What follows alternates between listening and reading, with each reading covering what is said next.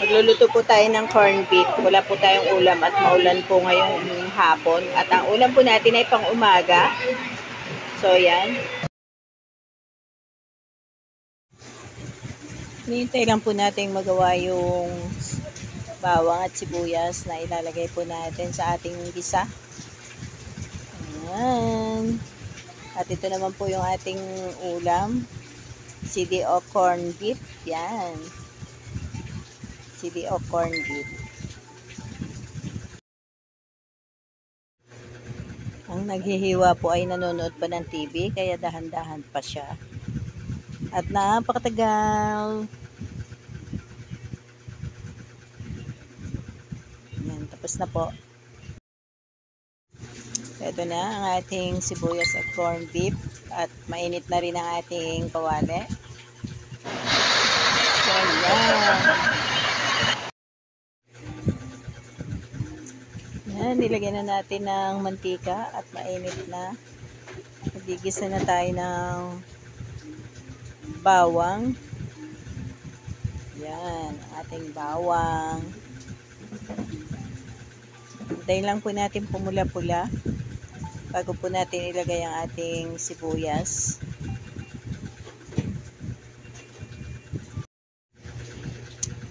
Yan, mapula-pula na. Ilalagay na natin ang ating sibuyas. Lalantahin lang po natin ang ating sibuyas. At ilalagay na natin ang ating corned beef. Halu-haluin lang po natin yan. At nang mailagay na natin ang ating corned beef. Yan. Lagay na natin ang ating corned beef at hintayin lang natin yan na lumabas ang oil.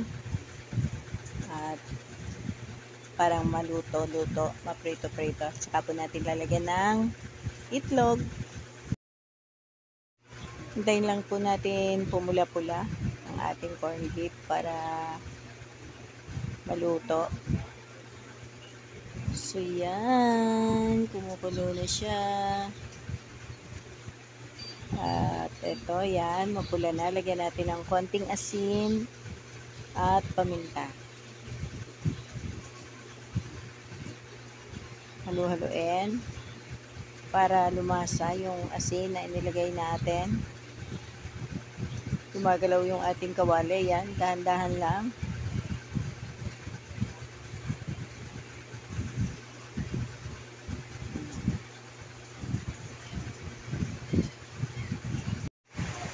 Dinagdagan po natin ng konting paminta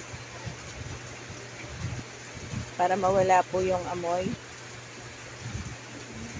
Nilagyan din po natin ng paminta yung ating itlog. Shout out sa kasirola. At hinalo-halo lang po natin. At yan, ilalagay na po natin sa ating corned beef. At hintayin po natin maluto. Halu-haluin lang po natin yan. Yan. Para po maluto ang itlog. Pwede din po hindi haluin. Pwede din po